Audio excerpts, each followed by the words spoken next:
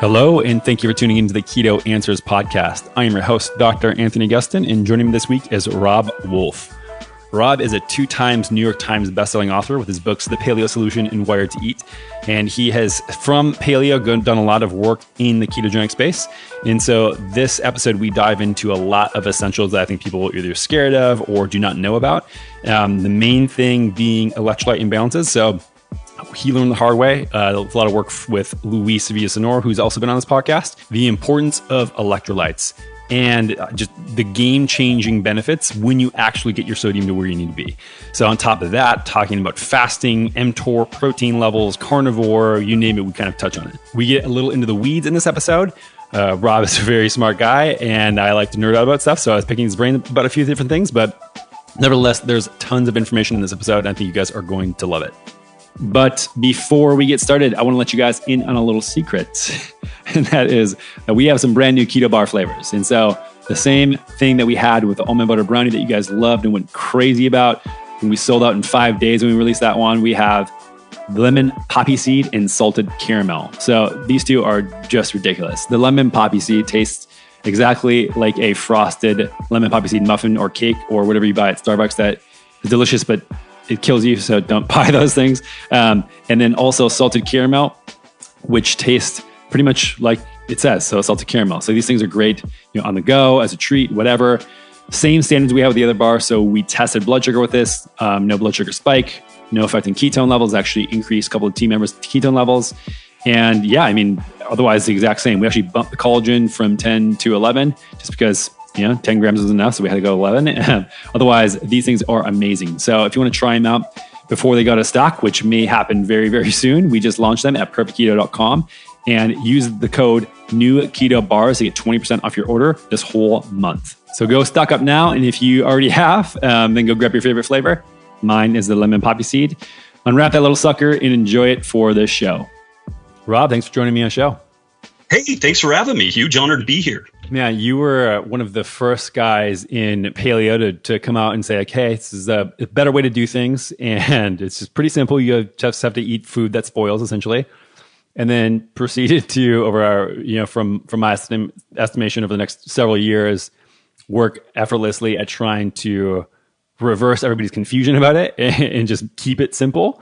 And it seems like now it's the same thing with ketogenic diets and a low-carb diet. Is this accurate?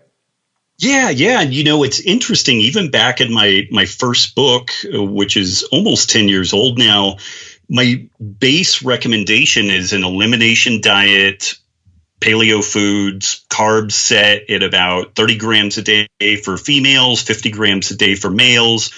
Run with that for 30 to 90 days and then start reintroducing foods and kind of see how you do. And so I've always, and it's funny, 10 years ago, that position had me at kind of loggerheads with most of the people in the paleo space. And a lot of folks do great on paleo carbs, like fairly large amounts of fruit and sweet potatoes, tubers.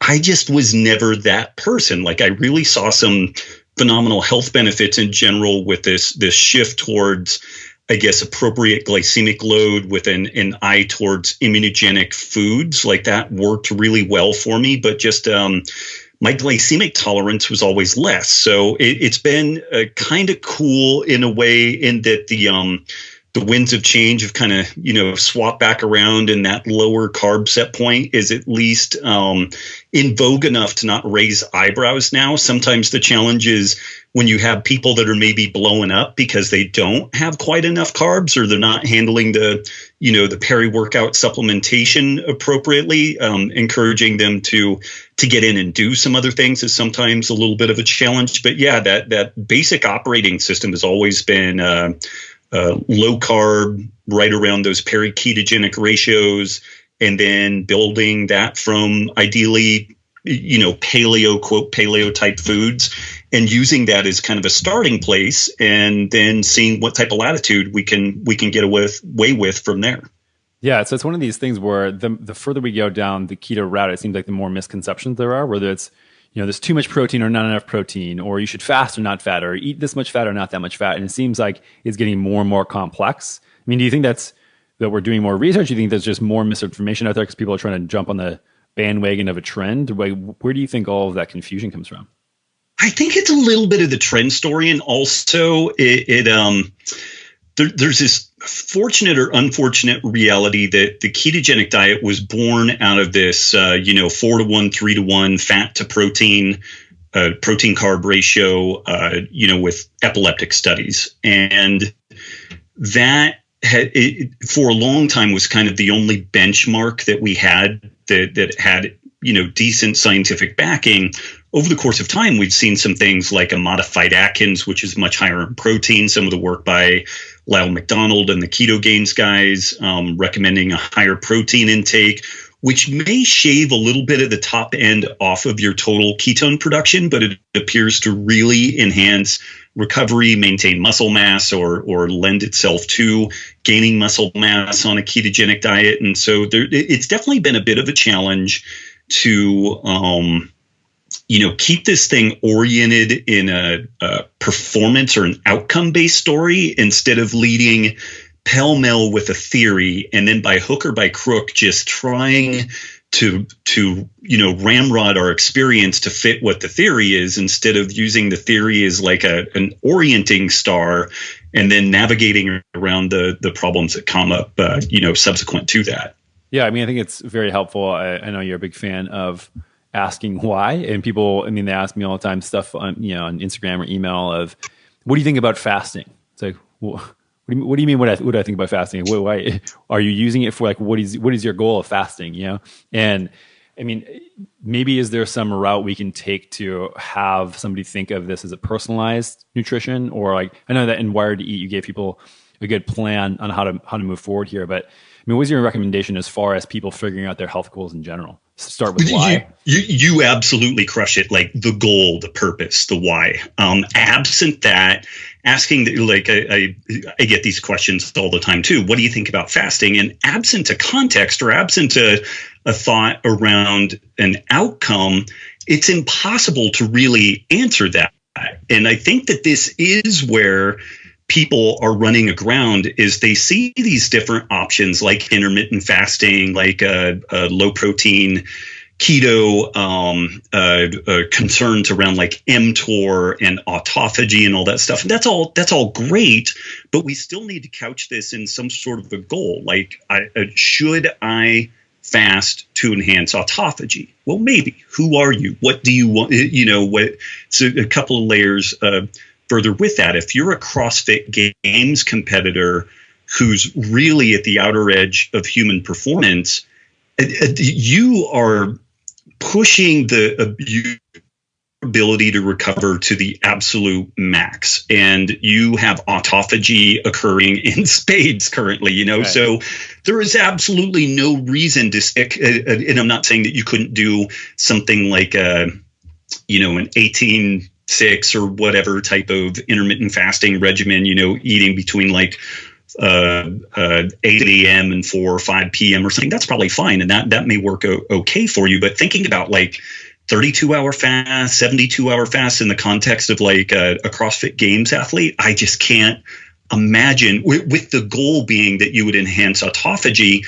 It's just all backwards and upside down there. Like, we are so risking the potential of overtraining that we really have a problem. And there was a doctor, I'm going to tattoo her name on the inside of my eyelids here because I've forgotten again, but she was at Low-Carb Denver recently. She is an oncologist, and she made the point that I've been trying to make to folks, which is that autophagy process is great. Stimulating apoptosis of abnormal cells is great. This stuff can be good, but what constitutes an abnormal cell isn't a binary yes-no story. We can offload completely healthy cells under a really stout stimulus of fasting as part of that autophagic process. And what you can end up doing is burning through all of your stem cells. And when you were doing this fasting in a hope of improving health and longevity, you may end up shortening your life, because once you run out of stem cells and once your cells have replicated 50 times and we reach this thing called the Hayflick limit, you don't have telomeres left on your cells and you're done. And we haven't really seen this play out in humans that much, but it mainly anecdotal. But we have great animal models showing that an overly aggressive fasting regimen, or a regimen that overly enhances autophagy, is antagonistic to optimum health and longevity. So there's a balance that needs to be struck with that. And this may be catering to my predilections, but I just like to see people carry about as much muscle mass as they can without, just totally stuffing themselves with food. But most people would benefit from a couple more pounds of muscle mass, particularly as you get past like the age of 35 or 40. Interesting. So I just really lean towards like lift weights 2 to 4 days a week. Make sure your protein is consistent. Yeah, okay, take a weekend and maybe lift weights on a Saturday and don't eat again till a Monday, and have a mellow environment and do it in a time when your life isn't like totally stressed out to the max. But I might do that once every 6 months, not weekly or monthly. And then in the background of that, okay, have a little bit of 18-6, drink some coffee. Coffee seems to enhance autophagy. With sauna enhances autophagy. So there's a bunch of these other things that can be done to address the issue of autophagy and health that I don't think have the downsides that we see with like a super aggressive fasting regimen, for example. Interesting. So just let me wrap up what you were saying here, is that there's potential that long-term fasts, yes, they increase autophagy, but also decrease stem cell production. No, you actually go through your stem cells because they're being used to replace the cells that have gone offline. Clear out the cells, and then you need those stem cells to regenerate the tissue that you've already cleared away. Exactly. So as far as the people who then argue this and say, well, what about everything that people like David Sinclair say, where that the worms, when we fast them, they triple their lifespan or whatever. How do you match this to that? I mean, obviously we're not worms, but Yeah. And that's really the critical piece. There's a great review paper called Caloric Restriction Does Not Extend Lifespan in All Species and is Unlikely to Do So in Humans. And I've talked about it a time or two. I think I've done a YouTube video. I'll fire you a link to the original paper. It's a review paper, but what it points out is that caloric restriction, as the title of the paper says, it enhances longevity, and we'll stick both caloric restriction and fasting in this story, intermittent fasting, enhances longevity in some critters, but it's been found to not do it in all of them. And the critters that it tends to work best in, they have what's called a genetic reaction norm, which is kind of an evolutionary meets economic allocation of resources, such that for them, the amount of energy that they put into offspring is comparatively high. And I have 2 kids, and it feels like I put a whole lot of energy into them. But apparently for humans and some other animals, comparatively, it's less. But if the theory here is, and it matches up pretty well with what animals or critters we see benefit or not benefit from caloric restriction, is that if there's a massive amount of energy that is allocated to offspring early in life, if you are undernourished such that you cannot have offspring, then biology will delay your aging in the quote hopes that somewhere down the road you will be adequately fed so that you can have offspring.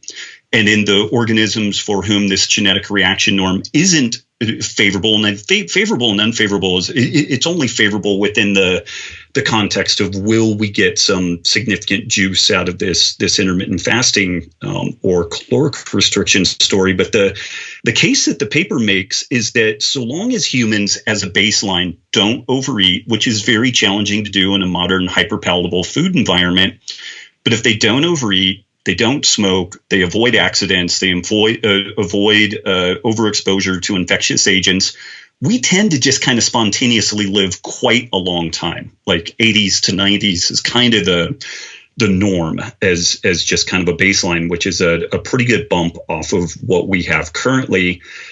And there's been a few studies, not a ton of them, but they've taken these critters like mice or different animals, and they've fed them what we would call a species appropriate diet.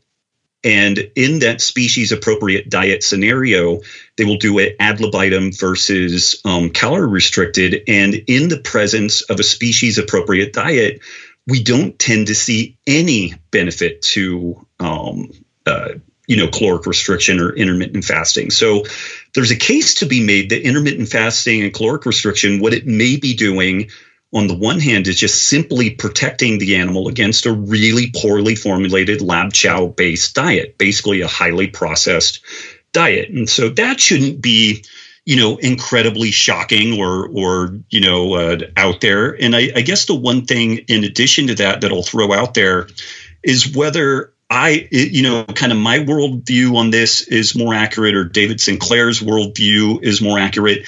It is 100% a guess currently. Right. And what I'm stacking the deck on and what I'm relying on is if in general, my performance, health, and biomarkers are all as favorable as they can be, if I can do the things I want to do, I look halfway decent, I feel good, I have a feeling that is going to translate into both a robust longevity story, but also health span. Like I'm going to hopefully live a long time, have a very short decline, and then it'll be done. I don't know for sure that it's going to play out that way, but also the folks like Sinclair, they don't know how this is going to play out in humans either. And when we look at aging and like sarcopenia and the tendency to lose muscle, which limits our performance, increases our likelihood of dying due to an accident or some sort of a traumatic event, it minimizes the protein pool that we have available to use for immune function if we do succumb to some type of an infection. I just am very nervous about trading short-term health and performance for this kind of pie in the sky notion that there may be this longevity, magic genie floating around out there. And this paper kind of wraps up by making the case that the most severe calorie restriction in humans is likely to add about 4 to 6 years of average lifespan. And we know that exercise adds 2 or 3 years of lifespan. Proper sleep adds 2 or 3 years. So there's a bunch of things that we could do that gives us almost everything that at least this paper suggests would be of benefit to humans, but you actually get to enjoy your whole life along the way. Whereas in this severely calorie restricted scenario, you are cold, you're hypogonadic, you have no sex drive. I mean, you're sarcopenic, you have low bone density. Like all these things tend to go in lockstep with this. And that just doesn't seem like a worthwhile trade-off. So in general, what I find when folks are talking about this, they're operating from a super unsophisticated kind of 101 level. And to circle back to your astute statement, people are not, roundworms. And so we really have to be careful on how we extrapolate that data from one organism to another. And I think one of the important things that you touched on too, that a lot of people don't understand, even if you want to be obsessed with autophagy, there are other ways to get there than fasting, right? So yes, you mentioned a few. So exercise, sauna, like anything that stretches the body in a way that, for instance, like coffee, even, I'm not sure the pathway that works for coffee, but there are other options for autophagy than fasting. Yeah, I mean, memory or language acquisition. Like if you're really interested in enhancing autophagy and kind of neuroplasticity in the brain, working on math, working on languages, part of that neuroplasticity story is the remodeling of the brain, which involves autophagy. But it's a mild hormetic stress, learning a new language. So, yeah, I mean, and at the end of the day with that, let's say you lift some weights, do some sauna, have a good libido and learn a language. Now you get to go travel and enjoy your life and do something cool versus being cold and having no sex drive. Right. So, I mean, that's the insane thing that I'm pitching at people. And I guess I'm, again, couching that within the context of both of those things, let's just assess our quality of life here today. And if you are really dead set on like, man, I just want to live to be 150 and upload into a computer and stuff, that's cool. Let's maybe try to retro-engineer that. But let's be absolutely clear about what you are likely to give up in that process. Because if biology is about anything, it's about trade-offs. And there's just not a free lunch. If you're super fast twitch, you aren't going to do well at marathons. If you do well at marathons, you're not going to be able to flat foot dunk a tennis ball, and that these are just kind of some realities that we exist in. And that I think that we can kind of find an interesting optimum between performance, health, and longevity. But when we try to push any one of those axes out in a really disproportionate direction, then the other areas are going to be negatively impacted. Yeah, I think one of the things that people don't realize, and they ask me if I fast, and I currently say no, is because to me right now, I'm under enough stress the way it is. And I consider fasting just to be another stress to be in the body. So yeah, I mean, maybe if you get some positive benefits out of it, people don't understand that it's not additive. Like all these changes are not always additive. And working out 5 times a week versus 3 times a week is not always better. It's another stress. I don't know what your viewpoint on that is, but I think people get a little too, like trying to add too many logs to the fire. And all of a sudden their house is burned down. Yes. I could not agree more. And, to your point, like this is some of the stuff that really attracted me to CrossFit in the early days. And some folks may know, others may not, but I co-founded the first and fourth CrossFit affiliate gyms in the world and then worked for CrossFit HQ for a number of years. And what drew me to CrossFit in the beginning was the focus on what's the minimum amount of work you need to do in the gym to have really phenomenal performance in everything else that you do. So it was a minimum investment, maximum return kind of story. And then when it turned into the sport of fitness, it became how much exercise can you do without dying?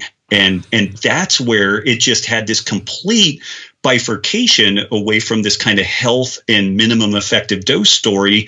And it's interesting, like you'll never become a champion power lifter. It's unlikely that you'll become a champion power lifter lifting 3 days a week. Maybe some natural genetic tendencies and limb lengths and stuff like that might lend itself. But generally, if you're going to become really elite, then you're going to get up to like 4 or 6, sessions a week, maybe double days sometimes and whatnot. But a 3-day-a-week full body lifting program, properly structured, you can get really freaking strong. You can have a great physique off that. And each session could be somewhere between 15 minutes and an hour at a shot. And again, you're probably not going to win a bodybuilding contest. You're probably not going to win a powerlifting contest, but you will look like you strength train and you will have the ability to do things that people who don't strength train can't do, and with a really minimal investment. And so I don't know if it's a sign of my inherent laziness. I like to say that I'm a little bit of a student of economics, and so I'm always looking for optimized return on investment, and that minimum effective dose is just really appealing to me. So when people are looking at things like, do I do a ketogenic diet? Yes or no? Do I fast? Yes or no? These kind of decision trees, what is it that you're going to get out of it? Or at least in theory, what do you get out of it? And then really assess that thing for legitimacy or truth. Like, is it really delivering what you expected it would deliver? And if not, one, let's make sure you're doing it right. And if you are, in theory, then let's figure out what other thing you could do that would actually get you to that goal and is still kind of a minimum effective dose. Yeah, I think that strength training people try to do too much as far as what I've seen, especially doing sports med before what I'm doing now. And I mean, even with myself, I've switched pretty hard in doing a maintenance mode of strength training and then gymnastics to kind of fill in the rest. Whereas the better you get at strength training, the worse your risk for injury, and the better you get at gymnastics, the better your risk for injury is, just as a human in general, walking around in the world. It's new skill acquisition for me. I'm not toast after things. I can do it when I'm traveling and do 4 hours a day, or I can do 30 minutes a day. It doesn't kill me. And these are things that obviously are important to me that I've tried to think through. And I know that I think you do the same with jiu-jitsu. And so, yeah, I think that just asking the why again is pretty fundamental thing. As far as the protein equation, I think that when people talk about fasting and autophagy, it's more, it's like half wanting the benefits of autophagy and half because people are so scared now of eating too much protein and stimulating mTOR. And I'm sure you have something to say about that. Man, yeah, that's a big meaty topic. And I guess I'll throw this thought out there. When I say mTOR, we should be talking about either mTOR complex 1 or mTOR complex 2. I'm just going to say mTOR. And so the people who are pretty geeked out on this, I do know the differences. I know which one is pertinent to the other, but I'm just going to say mTOR in general. But most folks don't realize that you need activation of mTOR, specifically complex 1, to initiate T cell kind of propagation related to anti-cancer activity. So our T cells do a pretty damn good job of heading off early development of cancer. They do this all the time, but you actually need mTOR activity on the front end of that for this to happen. Now, really vigorous mTOR activity all the time can and does upregulate the potentiality for carcinogenesis, but you need a stimulating agent in the form of some sort of a mutagen, toxicant, radiation, something like that. mTOR activity, just as a baseline, isn't a guarantee of a carcinogenic process. So my takeaway from that and looking at this, I just have this sneaky suspicion that this gene expression story should probably be something that looks more like the weather or like an economic snapshot of the world where there's ups and downs and some chaos. And so do I think it's a good idea to have mTOR pegged all the time? Probably not. But even in that story, it's really interesting. Strength training turns on mTOR, but it also stimulates autophagy. So it upregulates some elements of mTOR complex 1, downregulates some elements of mTOR complex 2. So we have this, in theory, paradoxical situation where, autophagy is usually either it turned on or off to some degree by mTOR activity as well as insulin and some other signaling agents. But this is a story, again, where I don't think that you want it maxed all the way to 20. I don't think you want it turned all the way down to 0. You would like maybe one period of 20 and one period of 3 and one period of 6. So this is where I think something crazy like 2 or 3 meals a day, a whack of protein at each meal, take some time in between the meals and don't snack all the time, make like my schedule. I'm not saying my schedule is perfect by any means, but it works pretty well. I have breakfast around 9 a.m. I do jujitsu or strength train at noon or 1.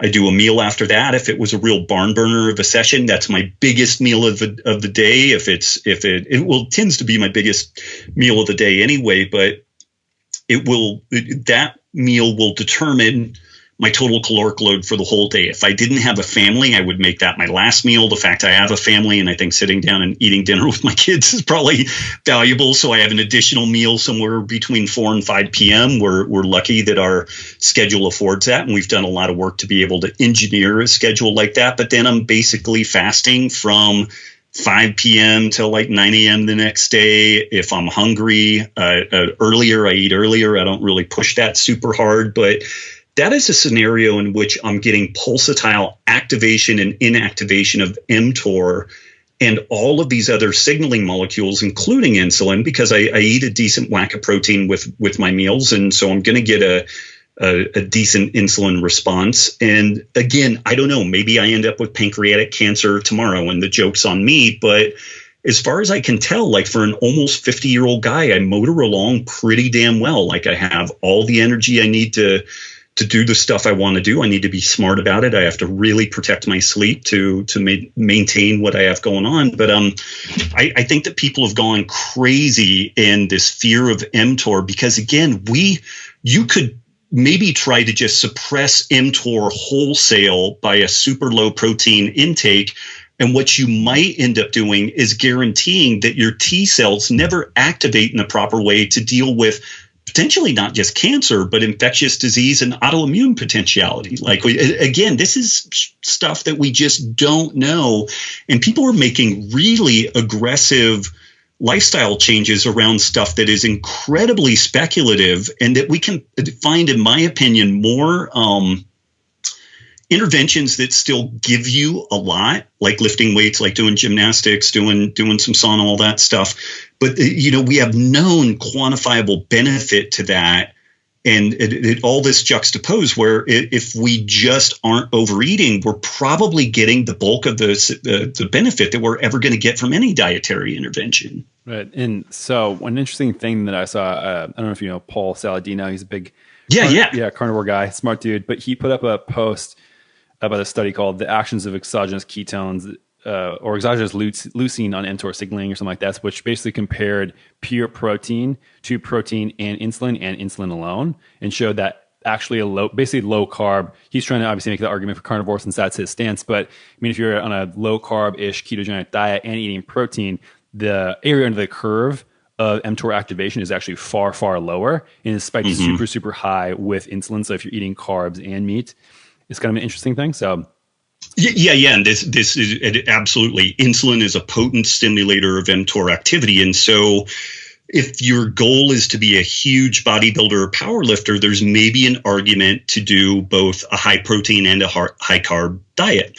but there may be a consequence to that. And I do find keto and low carb really interesting in that we have these fascinating characteristics of it enhances androgen receptor site affinity, so we don't need as much testosterone, estrogen, et cetera, to kind of get a given effect.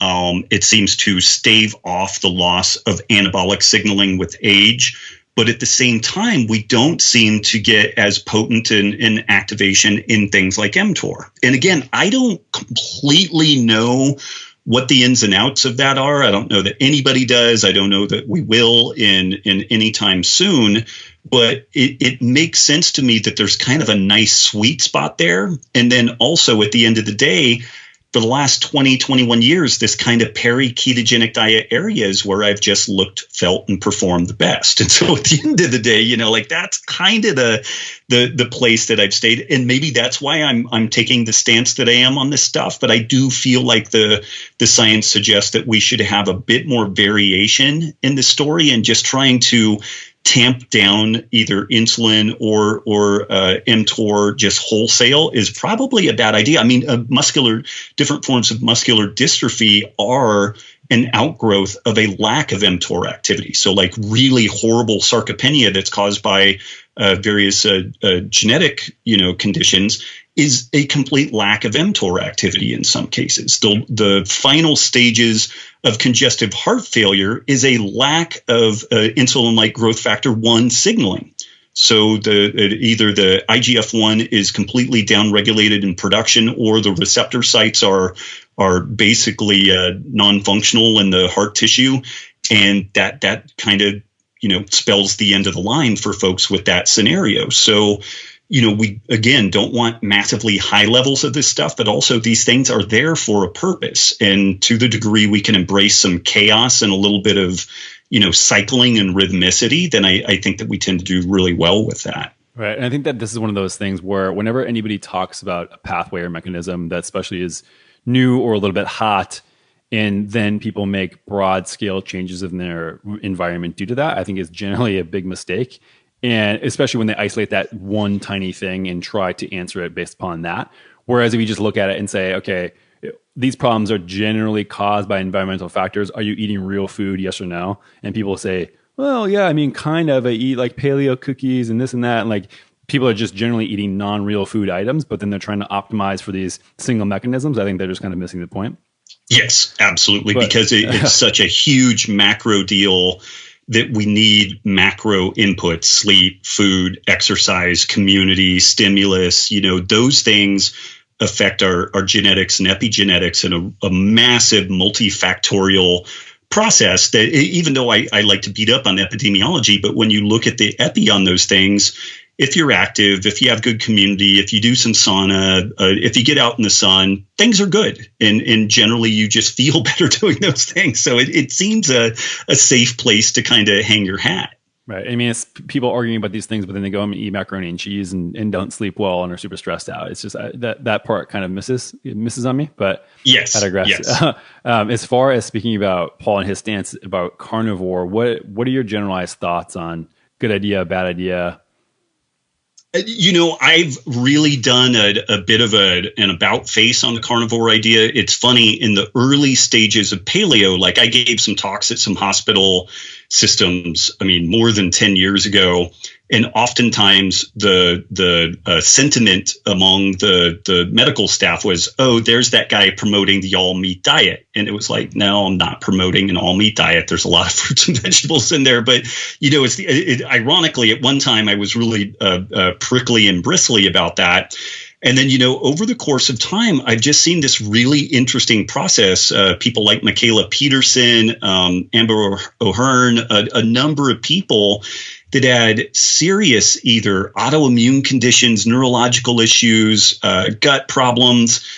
They did everything else. And literally, like the last rock, it would appear, that was left to turn over was trying this carnivore approach. And there's a couple of different iterations of it. There's kind of what I call the one-cut carnivore, which is kind of the Michaela Peterson deal, where she's figured out that like ribeye, salt, and water is kind of her thing. And if she deviates too far from that, she has problems. Amber eats fish and shellfish and offal and, snout to tail and all that. So there's different iterations of it. So Michaela's not even eating organ meats or anything like that because they cause issues with her autoimmune conditions? They seem to cause some issues, deviating out of that one cut. And who's the gal that's been doing this for carnivores for 20 years? She just turned 46. I'm totally blanking on her name. It'll come to be super good looking, like super attractive woman. But she figured out that ribeyes were it. Like it had the fat level that kept her going. She has a couple of ribeyes a day. This is what she's done for like 20 years. She's played with other cuts. They don't work as well. She doesn't feel as well. A legit concern around that is, what does this mean for the gut microbiome? We really don't know. On the one hand, the work from like the Sonnenberg lab, where they're doing all this amazing work with the Hudson, the American Gut Project, and the Human Gut Project, it suggests that having a really diverse gut microbiota is super important for health.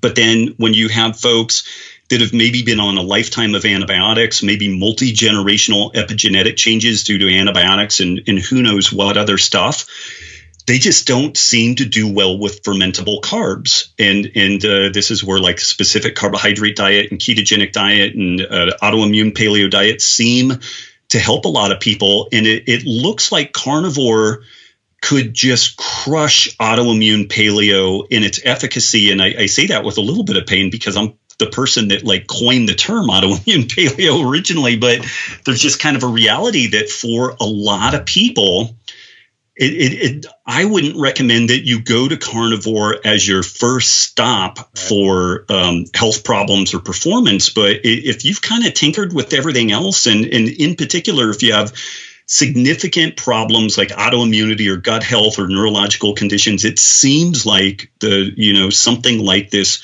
carnivore diet could be really powerful, and something that it isn't well explained. And I got to talk to Erica Sonnenberg at a conference recently, and she had just given this amazing talk on the human gut microbiome. And I was like, oh man, I need to up my fiber intake. But I sat down with her and I'm like, hey, talk to me about ileostomies. Like when people have all of the real estate associated with that fermentative process with the gut microbiota, it's gone. They don't have it. They don't own that real estate anymore. They don't have a colon. They may not have a colon in a large intestine. And these people live as long and healthy as everybody else does. So this is kind of a perplexing thing. Like on the one hand, I do think that under optimum conditions, people should be really robust. We should be able to eat like the nutritional equivalent of a tin can and just like grind it up and turn it into energy and thrive. And I think that is kind of the human default norm. But because of a huge number of factors, we may not be there, or we may not be able to get back to there. So then what do we do? And this is where I think that carnivore intervention can be really interesting. And I guess one final concern that people have raised is this concern around nutrient deficiencies.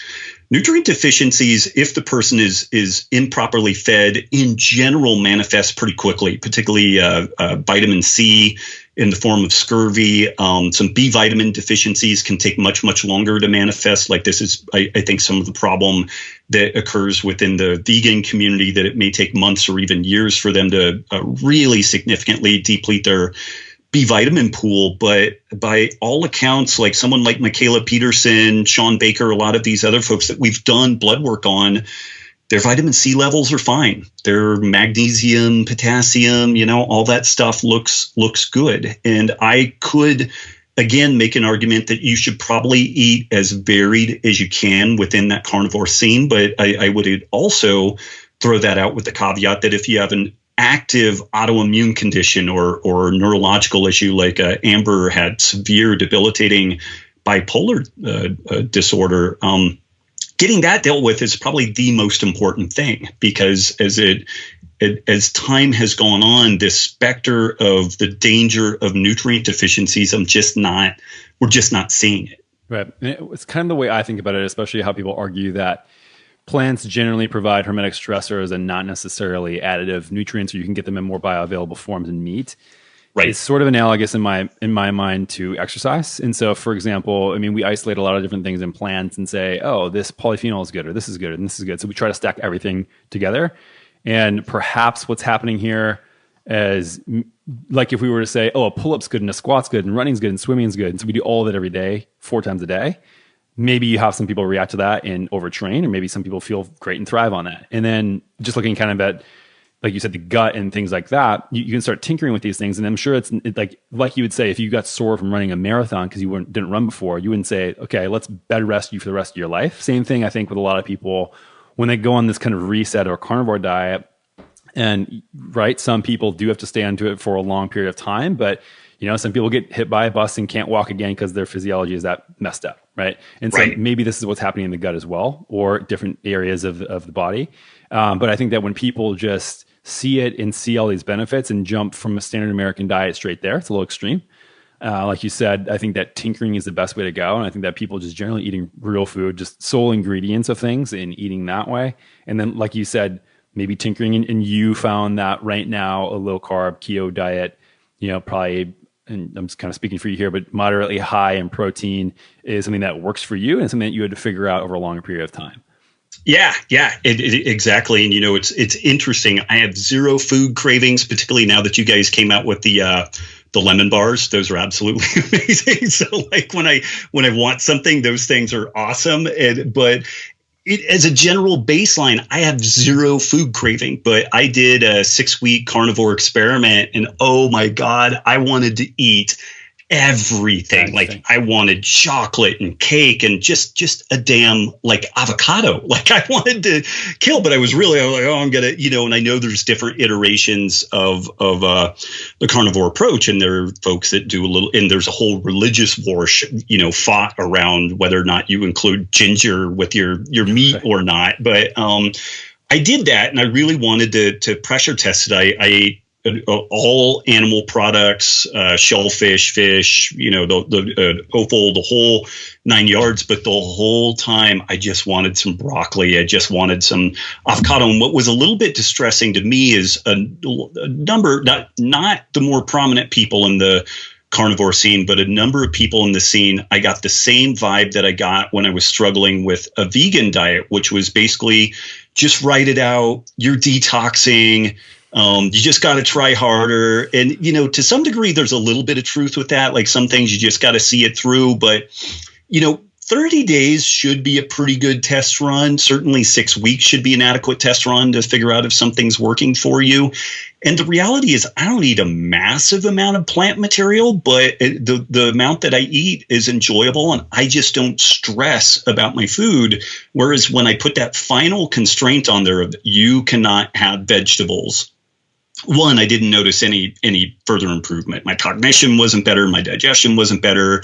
I actually ended up with some really wacky cystic acne, which I suspect was due to changes in my gut microbiome.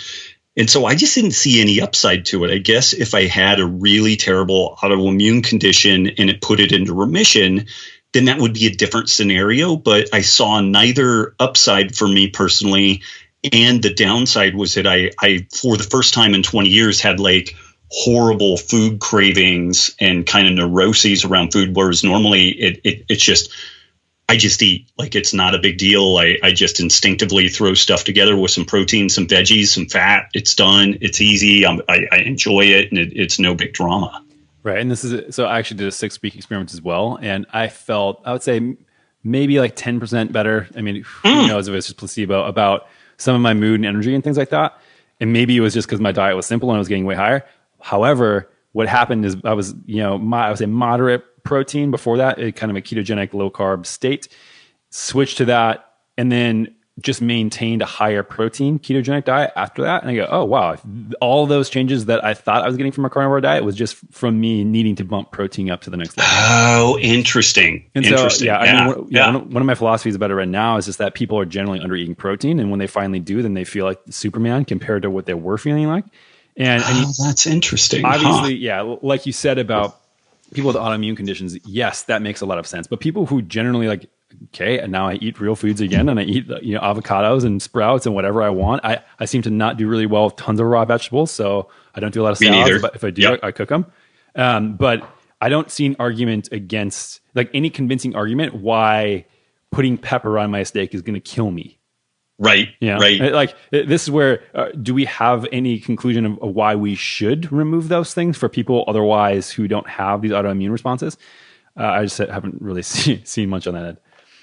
Yeah, me neither. And, it's interesting because I've often kind of quipped that the best way to approach a ketogenic diet is to try to eat oneself out of ketosis with low glycemic load carbs, broccoli, kale, spinach, onions, because you would eat so much vegetable matter that if you actually hit that like 50 to 75 grams a day of effective carbohydrate, that you're just kind of kicking ass, and really it's probably not even going to overtly affect your ketogenic state, particularly if you're exercising and everything. But I've just kind of quipped that. But it's interesting, as fearful of people have been about like gluconeogenesis and getting kicked out of ketosis, it will be a bit of irony if 5 years from now, the goal is to basically, eat a low carb diet, but eat enough protein so you barely make ketones. And that's the sweet spot for a lot of people. I will undoubtedly, there will be some other folks that do better at lower protein intakes. There's always a spectrum there. But what if that ends up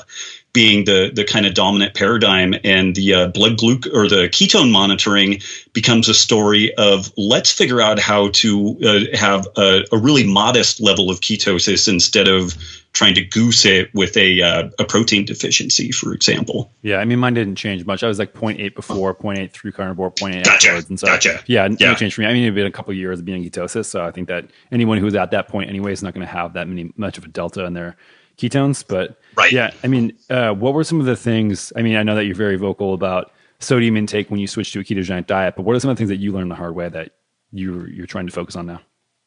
Man, the sodium intake was a biggie and that was kind of painful because in theory, I knew a lot about this stuff, but on a coaching level, I had given airplay to the notion of electrolytes and sodium, but I had never really tackled it as specifically as Tyler and Luis do over at Keto Gains. And I mean, information was it just the amount that you weren't getting, or the amount? The amount, really, for me, it was just the sodium. I mean, that was really the linchpin when I put my information through like Chronometer, MyFitnessPal, or different things like that.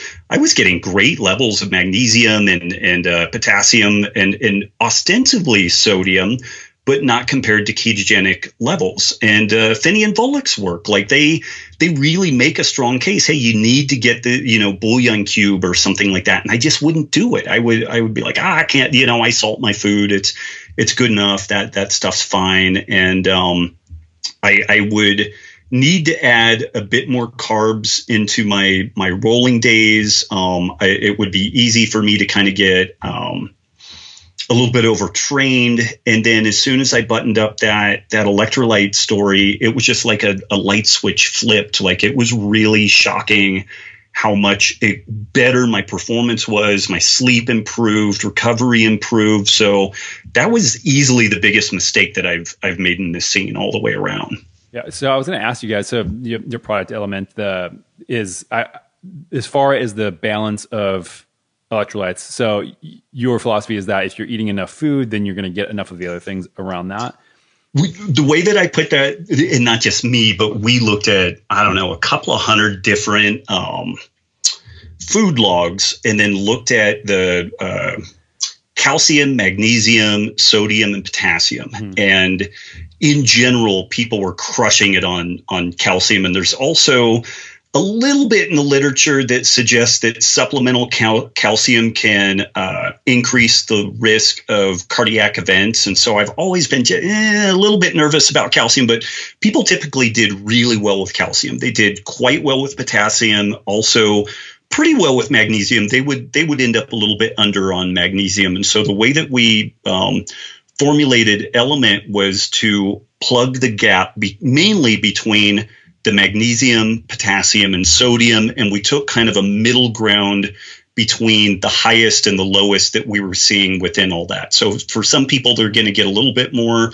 magnesium than is generally recommended. Some people, they may still be slightly below, but we kind of went, the middle towards the high on those, and then just really tried to plug as much of the gap in the sodium story as we could and still have something that didn't taste horrible. Yeah, well, I mean, one of the things I do right now, so I use our pre-workout, the ketogenic pre-workout, and then I put a packet of the Element in there. And that's what I've noticed, like putting, especially in the days where I do strength training. Before I was like, I thought it was just I was working too much, and then I was getting kind of fatigued and stressed out. I'm just like, I need to get away from the computer. But with this, now I can charge through the entire day. And so the first time I started doing this, I was just doing just sea salt, which tastes like shit, as you know. But yeah, I was talking to Luis last year, and he's like, no, put like 1 to 3 grams of actual salt and like sodium in there. And then I actually like took a gram scale and like, oh yeah, just like you, I was like, I'm salting my food just enough. It's no problem. And then I cranked out of my grinder 2 grams of actual salt, which it's a lot. Yeah. I was like, holy shit. Like, what am I supposed to do with this now? Have it for the next 3 days. And so that's something that now, like, I mean, I think that people who aren't used to it, it can be a little intense. I mean, your guys' citrus one is tastes like just incredible. I don't know if it's like an adult Kool-Aid. We formulated it around a margarita mix base. We figured if it worked for that, it would work for anything. So truth be told, we built it around a margarita mix first, then put it this way. Oh, hey, a question that comes up because of the paleo influence is, where did Paleo Man get his sodium? So Lauren Cordain, was pretty down on adding sodium to the diet. He had some thoughts around like acid-base balance.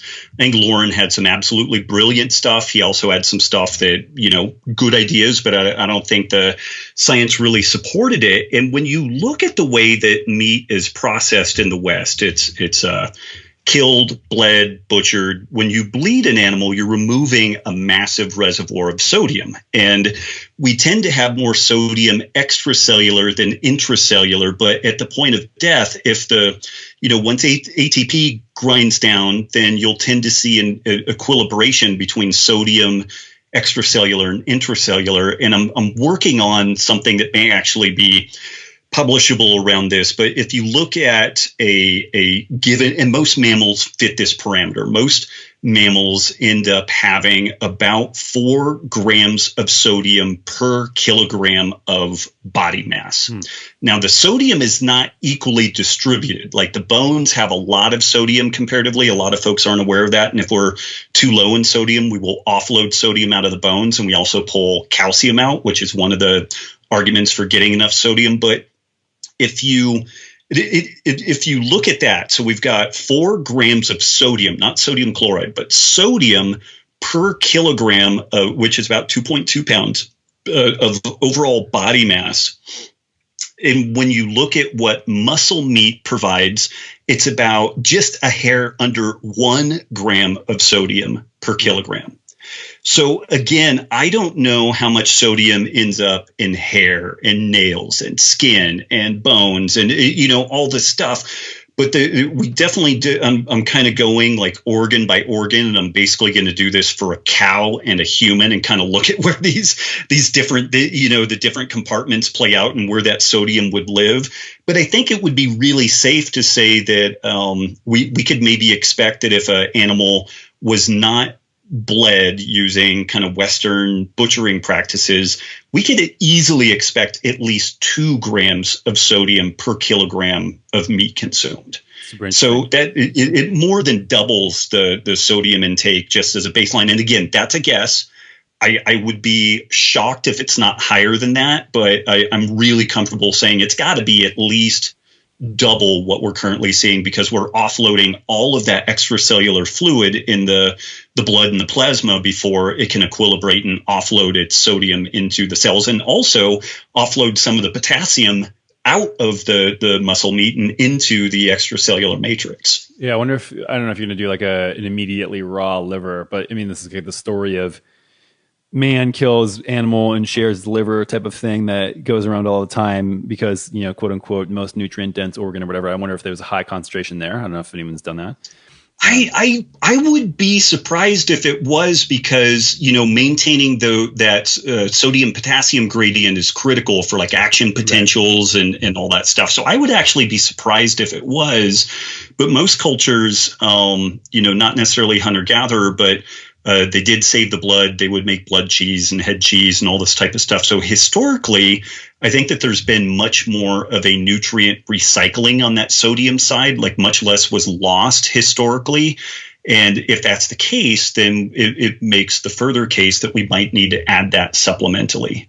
But again, I'm working on a paper on this, but it's really like people have just not done much of the data. Like I may end up paying for a very old cow that is not usable for literally anything else to be completely rendered down to its base elements. And then, that's been done. But the other piece is basically taking each, like the skin, the hair, the teeth, like each separate thing, and then analyzing it for sodium and total molecular content. And it's probably going to be pretty expensive, but I'm kind of curious at this point, because it is a question that pops up and I want to have a reasonable answer to that. Yeah, this is a problem I want solved, just as a little side tangent about assays on figuring out what is in food and what is not in food. I just feel like it should be simple as like a microwave on your counter, and you could put something in there and test. I'm super interested in, grass-fed, not grass-fed, but also the way you cook it and time after. I just feel like a lot of research has not been done here adequately because it's so expensive. I mean, I looked into it. It's like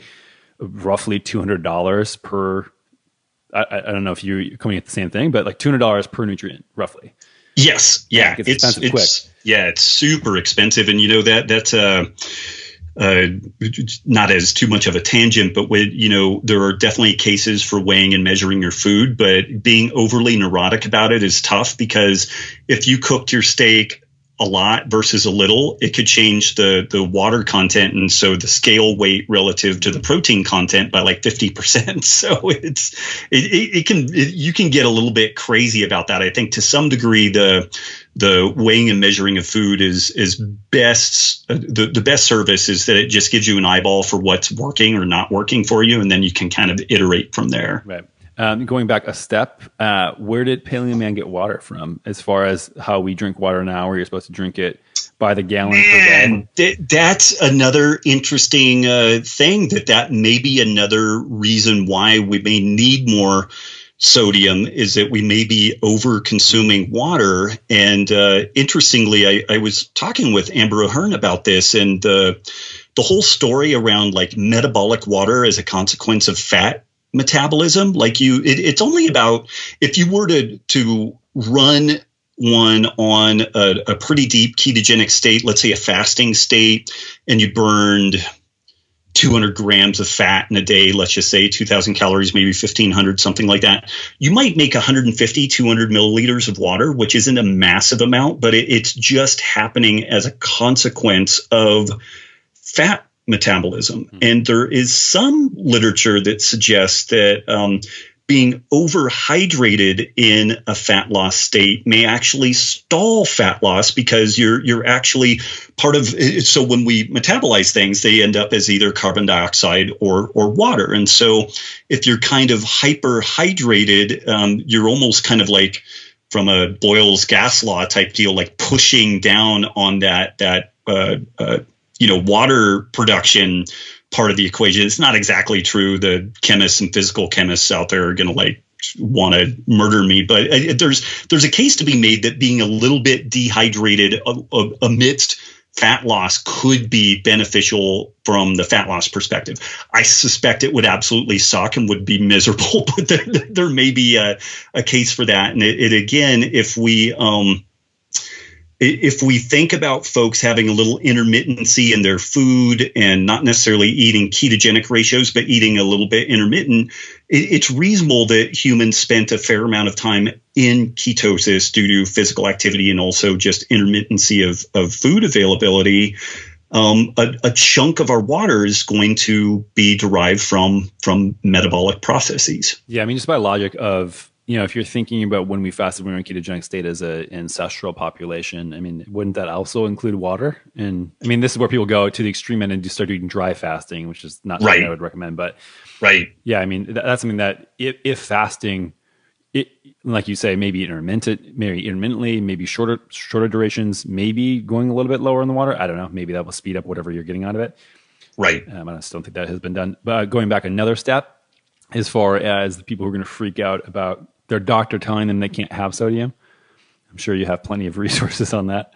Yeah, there's some. It's preliminary, but it's compelling. There was a nicely performed study looking at sodium intake in a cross section of heart patients, and there was a nice U-shaped curve where very low intakes had higher morbidity, mortality associated with it. Higher intakes, you started seeing an increase in morbidity and mortality, but at 2 grams and below, morbidity and mortality was heading towards vertical. Like it was really, really high. And you had to get out to almost 10 grams of sodium intake per day to match the risk of 2 grams of sodium per day. So the takeaway was that in these heart patients, it was far more dangerous to be too low of sodium than too high. And this was crystal clear in the paper that was done, but yet they still were really reticent to change any of their recommendations because they've really, hung their hat on this low sodium story. And what's interesting around that, the sodium idea is that if you reduce sodium intake, you're going to decrease blood pressure. And without a doubt, hypertension is a major risk factor for coronary artery disease. We do not create plaques in our veins where it's very low pressure. We create plaques in our arteries, particularly the high pressure areas where we end up with non-laminar turbulent flow. And so if you decrease blood pressure, we should reduce that process. And this is some of the argument for aerobic exercise. It increases the vascular bed and makes it larger and improves laminar flow and all that stuff, which is non-turbulent and tends to cause fewer problems. But the issue with that is that putting people on a low sodium diet doesn't really change their blood pressure much. It's like a couple of points here, a couple of points there. There are a few people that are sodium hyperresponders where they really do see a pretty significant uptick in their blood pressure as a consequence of intaking sodium. These people are just about uniformly hyperinsulinemic. And if you get them on a low carb diet, they no longer get that problem from the sodium. And so I think what they're doing is they are treating a hyperinsulinemia problem by restricting sodium, which I believe there's some research that suggests too low of sodium may worsen insulin sensitivity. So, this is one of these things that I suspect 5 years from now, there's going to be a real shift in what's happening in the way that we manage, say like the blood pressure medications and stuff like that, because they really don't work well over the long haul. Like I do think that for this hyperinsulinemic cross section of people, like the low carb intervention is just gaining so much bandwidth and validation. I think last year, if you go to PubMed and you put in ketogenic diet, and it will give you a graph of how many papers have been produced over time. And from like 1920s to 1960s, there was one or two here and there. And then right around the beginning of the internet, you started seeing an uptick. And right now it's on a exponential growth trajectory as far as the research. So there were like 230 papers published in 2017, a few more than that last year. And then I think there's going to be like 330 or something like that are in process this year.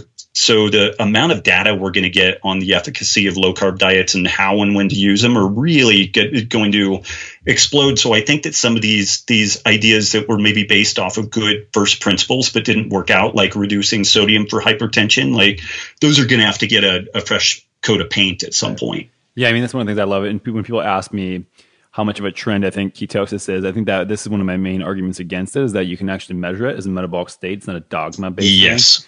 And so we can actually do intelligent research about it and see if it is something that works or not works. And luckily, it is showing as an effective treatment for a lot of these things, which is amazing. Yeah, and if you take, appropriate glycemic load, which may be very low carb in some cases, and then you say, consider immunogenic foods, some grains, some legumes, some dairy, which most of those get excluded on a low carb or ketogenic diet anyway. You just put everything that's in the paleo diet dogma in an elevator pitch format. And that makes it easier for researchers. That makes it easier for the public. And so that's where I suspect this ketogenic diet story is going to become kind of a centerpiece of metabolic medicine as we go forward. And then just bringing it back a little bit further, as far as sodium intake, obviously I said that energy is a huge thing that I noticed. You noticed a few different things yourself. I mean, as far as people have used Element so far, you're getting feedback from in reviews. What are some of the top things that people are noticing once they fix their electrolytes? It just profoundly improved energy. And that's whether it's cognitive, whether it's physical performance. Good friend of mine just silvered at Pan Am's in Brazilian Jiu-Jitsu, and the guy's great, but he said that he just had a gas tank like he's never had before. And really the only thing that he's changed is the introduction of Element, and he eats, kind of a whole food diet. It's by no means keto. It's not, I wouldn't even call it low carb. You see plenty of fruit and sweet potatoes and regular potatoes in there. But even for him, at the work output that he's producing, he really is noticing a pretty significant improvement in his performance. And so that's super anecdotal, but the American Council of Sports Medicine makes the case that, and this will vary based off the size of the individual, but for a high output activity pattern, or like these things can all layer high activity plus heat plus humidity, or you can have any one of those individually. The recommendations are within the ACSM as high as 7 to 10 grams per day of sodium. So these recommendations sound crazy until you really get in and look at the research on this stuff. And then it's really not that out in left field. It's actually very evidence-based. It's just like the difference between the legitimate evidence-based understandings versus what gets promulgated at the kind of health practitioner side are two very different things. Right. Interesting on the heat and the humidity and stuff like that. I'm going to have to stock up before summer hits here in Austin. We spent more than a week in Costa Rica doing jiu-jitsu 4 hours a day. And I brought a bunch down for the folks down there, but I let them go 2 days without giving it to them. And like everybody was cramping and kind of miserable. And then I gave it to them on that third day, and completely self-servingly, but everybody ended up signing up on a subscription plan after that. Like they were just kind of jaw dropped at how effective it was. So yeah, I've been pretty tickled with it. Like the reports have been very favorable, but we had seen, we saw so many scenarios where people are like, I'm just really struggling. Okay, what are your macros? Okay, that looks okay. How's your sleep? Well, my sleep's kind of problematic. I have a rapid heart rate when I go to sleep. How much sodium are you getting in? Oh, I salt my food. Okay, well, weigh and measure everything that you put on there. And then it comes back and they're getting like a gram a day, maybe 2 grams a day. And then you add that to what might be naturally occurring in their food. But they were just fundamentally way under consuming sodium. And so we put together like some make it yourself drink mixes like the Keto Aid and stuff like that. And when people would do it, it was a miraculous how much better they would feel. But then we started seeing on social media these folks getting stopped at TSA because they had like multiple bags of white powder and stuff like that. And so we're like, well, maybe there's an opportunity to help people, on that pain point. And so when you were doing the 4 hours a day jiu-jitsu in this heat, how many packets a day were you consuming personally? Obviously, this varies per person, but yeah, in that context, I had a 64-ounce container, like a clean canteen. And I put 1 lemon lime and 2 raws in that. And so I had 3 grams of sodium in 64 ounces of water. And so I would usually do a standard breakfast and just really aggressively salt my food at breakfast, because we tended to train around, it depended on the day. Some days at 10, some days more in the afternoon. But I would usually salt my food pretty aggressively. And then during that training session, I would just kind of sip on that 64 ounce container that had 3 grams of sodium, and then the potassium and magnesium also. And then 1 packet of lemon lime after with the margarita. Yeah, well, the NorCal margaritas were pretty popular. We ended up giving a couple of boxes to the barkeep at a couple of places, because they tried them and they're like, oh my God, this is amazing, So, and the recipe on that, you do a shot or 2 of tequila, put your element in there, kind of mix it up so it dissolves a little bit, and then slowly titrate in some sort of bubbly water like Topo Chico or Jarritos, or one of these better bubbly waters. And of course you can put some ice in there. Nikki likes hers kind of strong, so about 9 ounces of fluid total. I like mine more along like 16 ounces of fluid. I thought total. You were going to say 9 ounces of tequila. No. I try to avoid blackouts at this point in my life. So yeah. But usually 1, maybe 2 of those, and you're pretty squared away. Right. All right, Rob. Well, thanks for taking the time. I know you're a busy guy, but why don't you just let people know where they can find you and your stuff? Doc, thank you. And just wanted to say thank you so much for taking the time. Been a huge fan of you guys for ages. So it's an honor being on the show. Everything, I guess, that's relevant for me is over at robbwolf.com. Awesome. Thanks, Rob. Okay, Doc. Take care. All right, everyone. Thanks for listening to another episode of the Keto Answers podcast. I hope you enjoyed it, but even if you didn't, I would love a review. Just go over to iTunes, wherever you listen to your podcasts, and pop in a review so we can get found by more people, get better guests, and have the information that you need. So please go to iTunes, wherever you listen to your podcasts, and leave us a review. And if you're new to keto, head on over to perfectketo.com/podcast and enter your email for all our top tips and guides on getting started with the ketogenic diet. Thanks, and we'll see you next time.